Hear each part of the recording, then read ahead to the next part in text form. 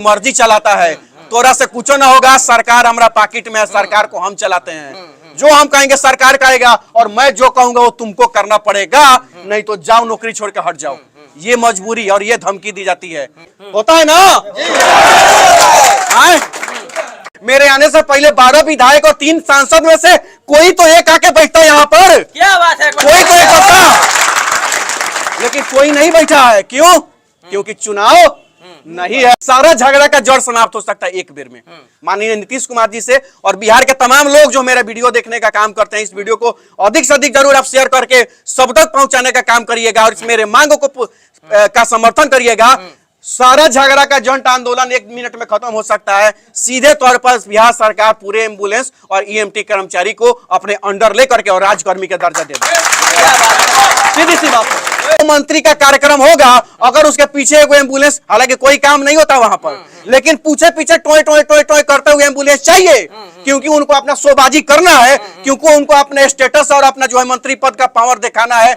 लेकिन उन्हीं से पूछना चाहता हूं, एक मंत्री का नाम बताइए जो एम्बुलेंस और ईएमटी कर्मचारियों के लिए विधानसभा में आवाज उठाया हो। एक एक नाम बताइए, किसी एक आदमी का नाम बताइए। एकदम कैमरा चल रहा है, कैमरा तो चल ही रहा है, सुनना चाहिएगा तो जरूर सुना देंगे कि क्या चल रहा है।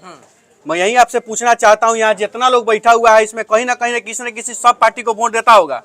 जो सरकार में उसको भी वोट देने का काम करता होगा लोग, इसके पहले जो सरकार में उसको भी वोट देने का काम करता होगा। क्या बात है, एक बार ताली बजा होता ना। अब मैं मुद्दा पे आता हूं, मैं माननीय स्वास्थ्य मंत्री से सीधे सवाल पूछना चाहता हूं, कोई बट नहीं। क्या स्वास्थ्य मंत्री जी के घर में अगर 3 महीने से गैस सिलेंडर खत्म होगा तो बर्दाश्त करेंगे?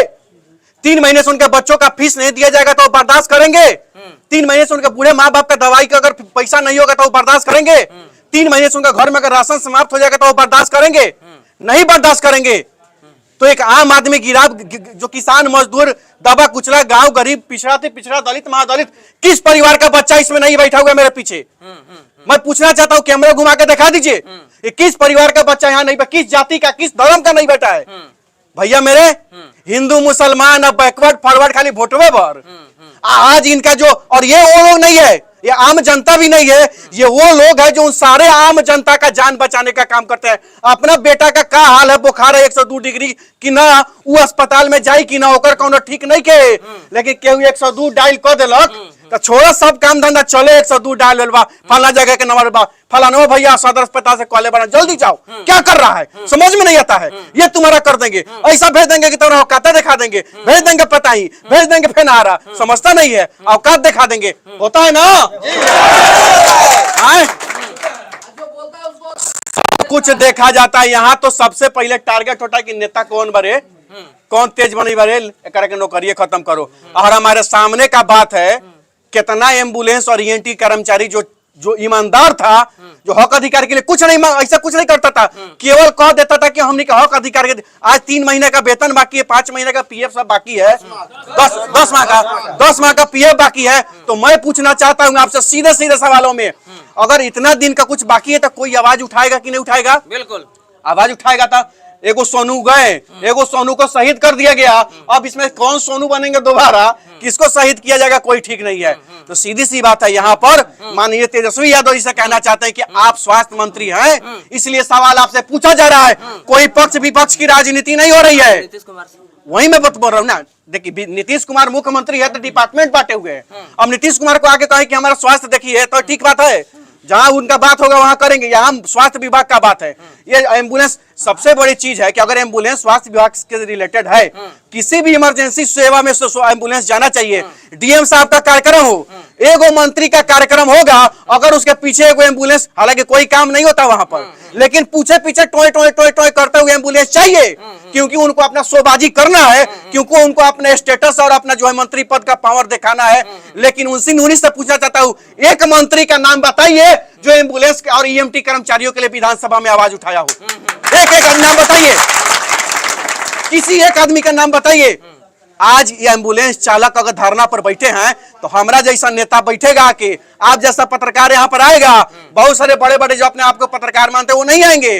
और यहाँ के बड़का, हम तो खुशी होता इस जगह पर मेरे आने से पहले, मैं 2 घंटा लेट आया हूं, मेरे आने से पहले 12 विधायक और 3 सांसद में से कोई तो एक आके बैठता यहाँ पर, क्या बात है, कोई तो एक होता, लेकिन कोई नहीं बैठा है। क्यों? क्योंकि चुनाव नहीं है, अभी चुनाव है ये नहीं है। और वहीं जब चुनाव रहता ना तो जबरदस्ती आपको खोद के आपसे आंदोलन कराया जाता कि करो तनी आंदोलन आके हम बैठी होलन। अनिकेत रंजन है समस्या के समाधान करने के लिए। इन लोग के बीच में क्या प्रयास होगा अनिकेत रंजन द्वारा? प्रयास आपको मैं बता देता हूं, मोच नहीं था ना तब से एम्बुलेंस चालक लोगों का, ईएमटी कर्मचारियों का जब आंदोलन हुआ है तब हम लोगों ने लड़ने का काम किया है और तब हम लोगों ने अपना हक अधिकार लेने का भी काम किया है। लेकिन और एक चीज और बता देते हैं, जब स्वास्थ्य मंत्री मंगल पांडे थे तो उनका भी पुतला दहन करने का काम हुआ था कि नहीं? हुआ था ना। तो आज अगर तेजस्वी यादव जी हैं तब भी पुतला दहन का कार्यक्रम होगा, वो मेरे तरफ से होगा। अगर इन लोगों का जल्द से जल्द अगर मांग पूरा नहीं हुआ और जल्द से जल्द इनका वेतन भुगतान नहीं हुआ, उसमें कोई भी ईएमटी और एम्बुलेंस चालक आए चाहे नहीं आए, वो हमारा संगठन और हमारे सक्रिय साथियों के द्वारा और पुतला दहन करेंगे और इन लोगों का समर्थन करेंगे। क्या अपील करना चाहेंगे एक बार अंतिम में सरकार? और सबसे ब्रेकिंग न्यूज आप जान लीजिए, अगर कोई एम्बुलेंस चलाता हुआ एम्बुलेंस कर्मी मर जाता है या ईएमटी मर जाता है तो 10,000 का बहुत भारी भरकम रकम उसको दिया जाता है। वो हाला करने के बाद हाल में ही भैया सुन लीजिए, हाल में ही हमारा स्टाफ नहीं है, सुन लीजिए, हाल में ही एक एम्बुलेंस चालक करंट से गाड़ी पर गिरा और सेवा देते वक्त करंट से मरा।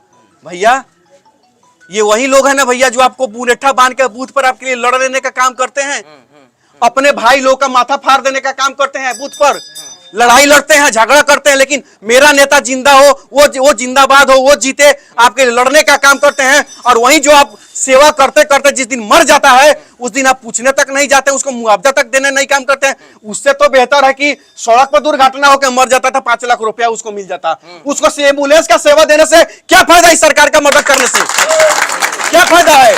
एक तरफ कहते, एक तरफ तो आपके पास कैपेसिटी नहीं है कि इनको राज्यकर्मी का दर्जा दे करके और 60 साल का नौकरी बहाल कर देते, 60 साल का नौकरी बहाल कर देते।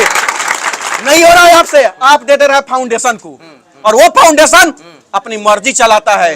तोरा से कुछ ना होगा, सरकार हमारा पॉकेट में है, सरकार को हम चलाते हैं। जो हम कहेंगे सरकार करेगा और मैं जो कहूंगा वो तुमको करना पड़ेगा, नहीं तो जाओ नौकरी छोड़ के हट जाओ। ये मजबूरी और ये धमकी दी जाती है। ये मैं यहाँ किसी भी अधिकारी के खिलाफ नहीं बोल रहा हूँ। हमारा मांग सीधे तौर पर जिला स्वास्थ्य समिति के अध्यक्ष जिलाधिकारी महोदय होते हैं। हमारी ये मांग सीधा हमारे जिलाधिकारी महोदय से है और दूसरा मांग स्वास्थ्य मंत्री जी से है। ये दोनों लोग इस पर एक्टिव हो और मुझसे सारा झगड़ा का जड़ समाप्त हो सकता है एक बेर में। माननीय नीतीश कुमार जी से और बिहार के तमाम लोग जो मेरा वीडियो देखने का काम करते हैं, इस वीडियो को अधिक से अधिक जरूर आप शेयर करके सब तक पहुंचाने का काम करिएगा और इस मेरे मांगों को का समर्थन करिएगा। सारा झगड़ा का जंट आंदोलन 1 मिनट में खत्म हो सकता है। सीधे तौर पर बिहार सरकार पूरे एम्बुलेंस और ईएमटी कर्मचारी को अपने अंडर लेकर के और राजकर्मी का दर्जा दे दे। सीधी सी बात है। हमारे साथ है अनिकेत रंजन, जिनका कहना है कि बस